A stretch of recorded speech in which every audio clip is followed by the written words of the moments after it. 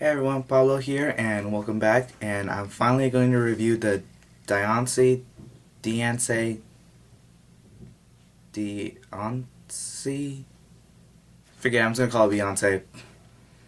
So for now on, I'm calling whatever that Pokemon name is Beyonce. So I'm gonna review the Beyonce Pokemon Beyonce and the Cocoon of Destruction. I believe that's what it was called. I don't know. Pokemon names have long titles nowadays. Pokemon movies have long titles nowadays. So, what's the plot of this movie? It's a little complex, I guess, and it's not that simple. So, basically, Beyonce rules this underground kingdom full of carbink, and so every once in a while, like every few years, I'm not really sure how long, Beyonce has to make this giant pink diamond, or else the kingdom will collapse. Like, either it runs out of energy or life support, something like that. And so it turns out Beyonce can't do it. So they seek the help of Xerneas. So they're traveling along, trying to find Xerneas, which is hard because Xerneas is living and he's like moving around.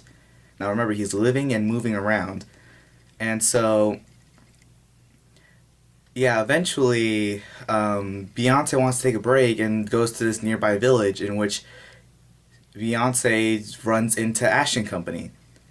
And but I'm just gonna point this out. But have you ever noticed that nowadays in the Pokemon movies, the first one of each region, they have to show the final evolutionary forms of each starter?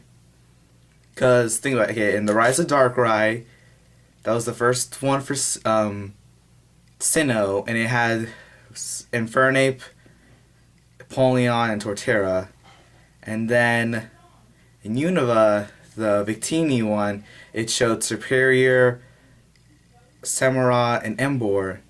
And now in Beyonce in the Cocoon of Destruction, they showed Chestnut, Greninja, and Delphox. But they have a bigger role this time instead of just being cameos like in the other movie, which I found quite interesting. So anyway, the plot is, back to the plot.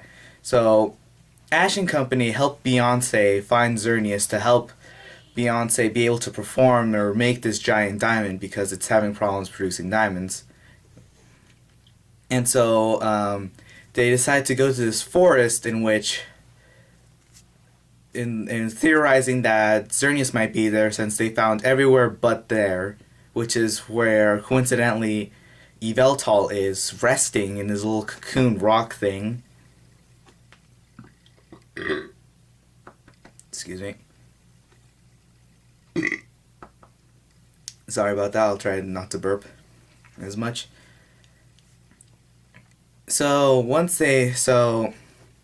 Meanwhile, these hunters are looking for Beyonce because Beyonce is able to make diamonds, and so is Team Rocket. And yeah, there's like many plots and twists to this. Well, there's a twist and some plots to this, and then Yveltal awakens, and then it kind of like basically kind of kills things, and so Beyonce kind of tries to stop. Did I say it right? Screw it. Beyonce tries to save everyone, and Xerneas comes in and saves everyone, and then Beyonce is able to perform the diamond, and everything is safe and okay. Now, I thought this movie was going to be cheesy. You know, I was really hoping that Pokemon movies would get better because the whole Mewtwo Jurassic movie really killed it for me. I found it really insulting, that movie.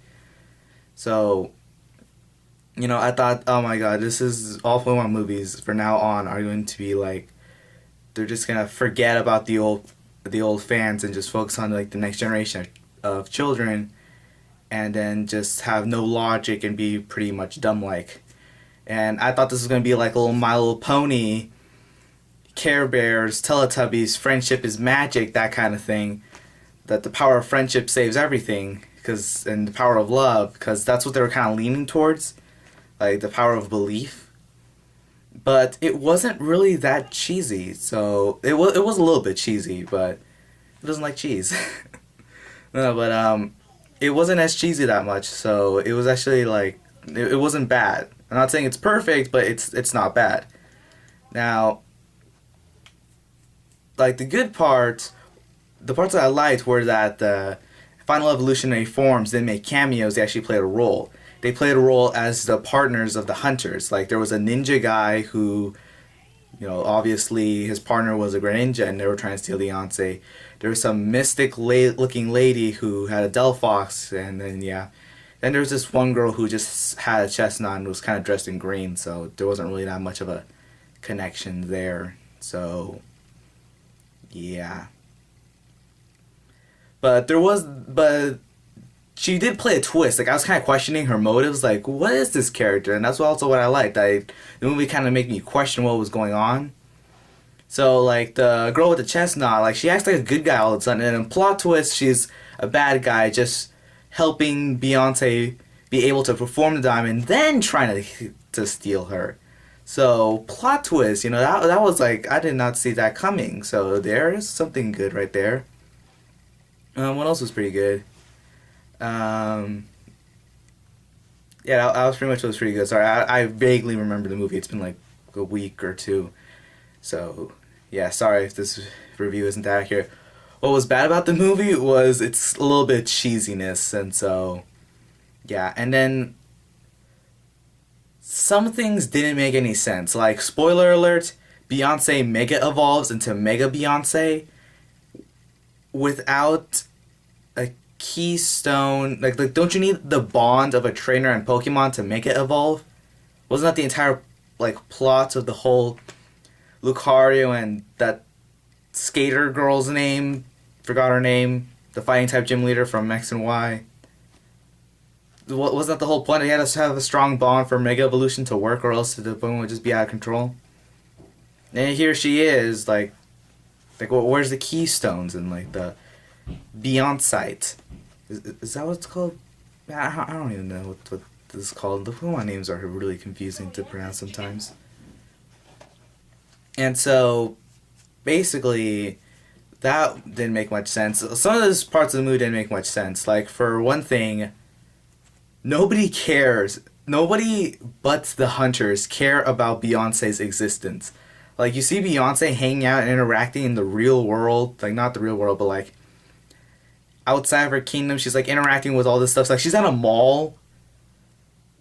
Seriously, she gets to a mall, and, like, they're, like, shopping, and, like, nobody seems to care. They're at a buffet. No one seems to care. It's like, oh, look, those kids have a Pokemon with them.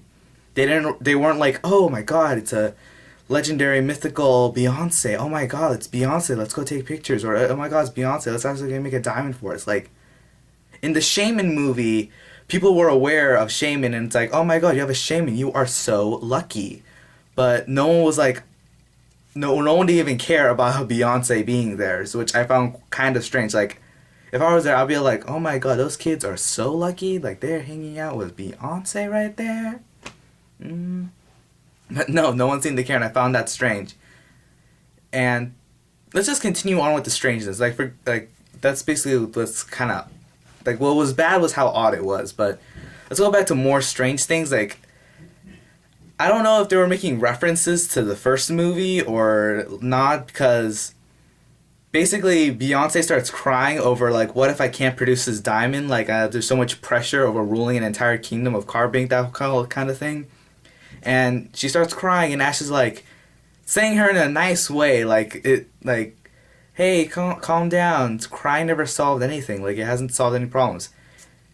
I found that to be interesting. Is that like a reference to the first Pokemon movie, in which, like, I found it odd because Pikachu and the other Pokemon crying, that's what brought Ash back to life from Stone when Mewtwo turned him into Stone. Of course, Mewtwo wiped his memory from that, so he had no recollection of it, but is that supposed to be like a reference or something? Like, I just found that odd. And then Yveltal, when he killed, like, his whole Oblivion wing, killing people, that kind of stuff, he turns him into stone. And actually, that's another thing that I found interesting. And what I found interesting was how Yveltal was not the bad guy, and I found that kind of interesting. Like, Clement was like, well, some things have to die, and some things have to be born, and then some dead things cause live things, like a reincarnation circle of life kind of thing. Like, they were not trying to make Yveltal the bad guy at all. They try to make him sound like a necessary evil. Like, it's bad, but it kind of has to happen, you know? Like when plants die and then it turns into manure or like mulch or something, and then new plants grow, like that.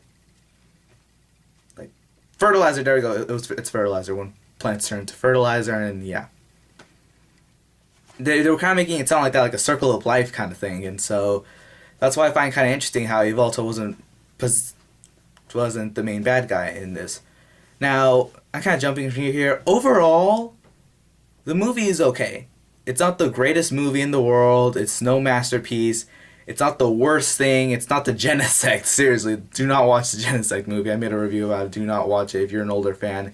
If you're a child new to Pokemon, then fine, go watch it. But if you're a child new to Pokemon, go watch this movie. Like, if you're an older fan, there is literally no rush to watch this movie. Like, if you are bored and if it's on Netflix, because like I watch Netflix on my 3DS. Okay, so there's some Pokemon movies on Netflix now. If you just happen to find it on Netflix, and if you're bored, like if it's a rainy day and you got like nothing to do, go watch it. Just have some fun. Go watch it. But like, if you're thinking, oh, should I watch this movie or should I watch like these other movies? Yeah, I would recommend the other movies. Like if you're going to see Mockingjay or something like that, or like right, that's a new Hunger Games movie coming out, Mockingjay Part 1. Yeah, there we go.